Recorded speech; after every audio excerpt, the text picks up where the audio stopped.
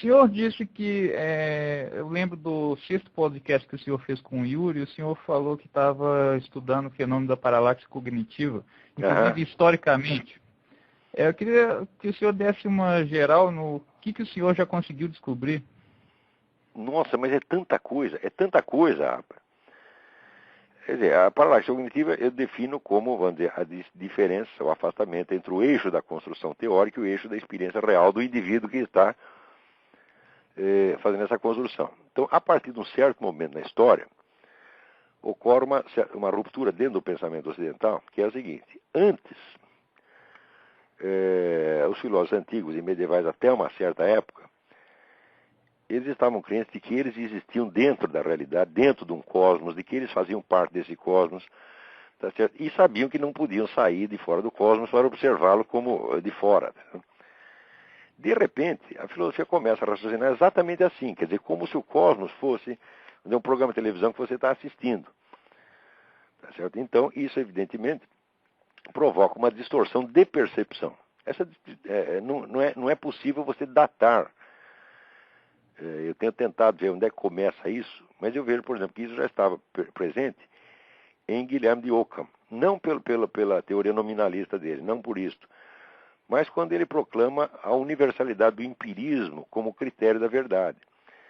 Você veja, na realidade da nossa vida, aquilo que nós podemos testar por experiência é ínfimo, é só um pedacinho, tá certo? Então, Aristóteles dizia que todo conhecimento vem de outro conhecimento, que provém de outro conhecimento, e de outro, e de outro, e de outro. Ou seja, existe uma tradição de conhecimento na qual você se insere, você é apenas mais um.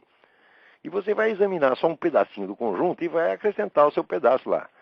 De repente, o Ockham coloca o filósofo como se fosse um fiscal da ciência universal, que tem que, vamos dizer, colocar tudo em teste. Então, o empirismo, ele é fácil de você proclamar o empirismo, mas é impossível de você praticá-lo. Você só pode ser empirista com relação a uma parte ínfima da realidade. E, evidentemente, o Ockham não percebe isso. Ele acredita que ele é empirista.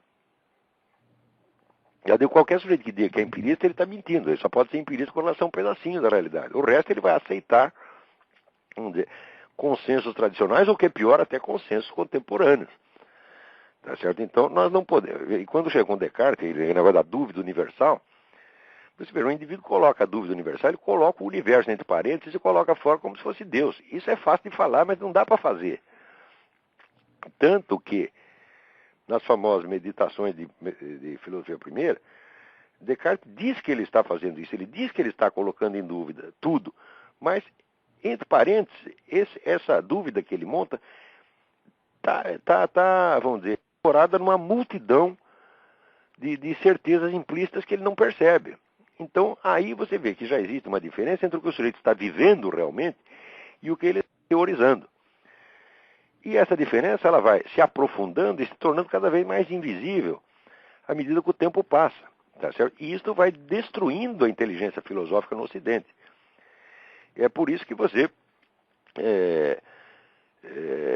Só uma parte, isso não é uma questão de malícia, então? O cara não faz isso por mal? Olha, é difícil você dizer isso, porque a burrice é uma forma de malícia, né?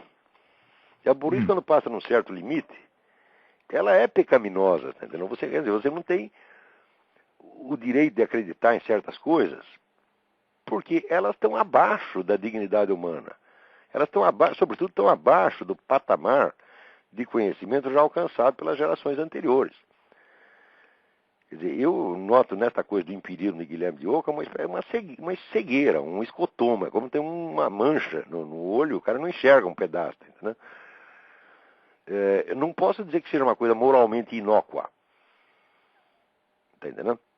Porque pecar, todos nós podemos pecar, pecamos incessantemente, mas você não pode pecar contra o Espírito Santo.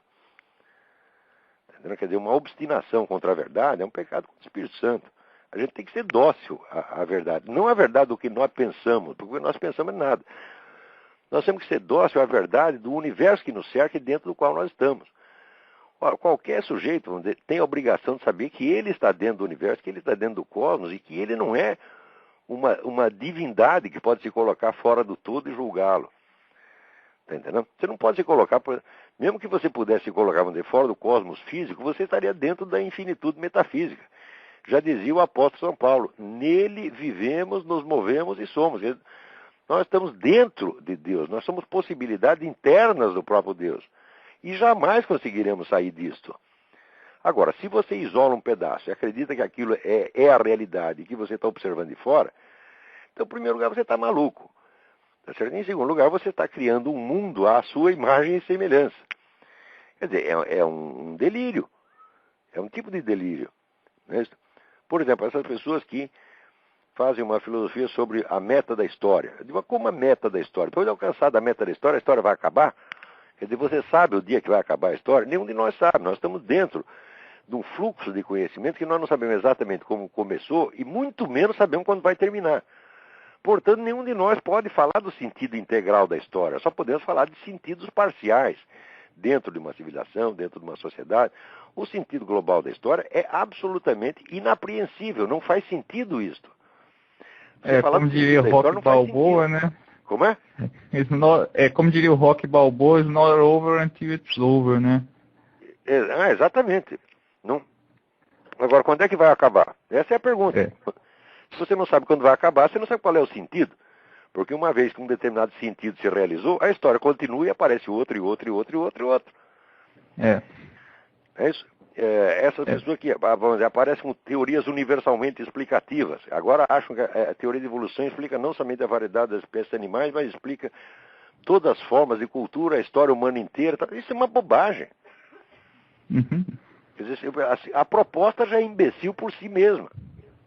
Quer dizer, e é claro que a investigação empírica da história comprovará que tudo isso é falso. Não que esse aspecto não exista. Ele existe, mas ele está dentro de 1000 outros. Então, aí começa a haver uma espécie de guerra da inteligência humana contra a complexidade do real. Você tá entendendo? Então, o homem perde aquela docilidade ao real, que é tão característica dos filósofos antigos, de Aristóteles, próprio São Tomás de Aquino, tá entendendo?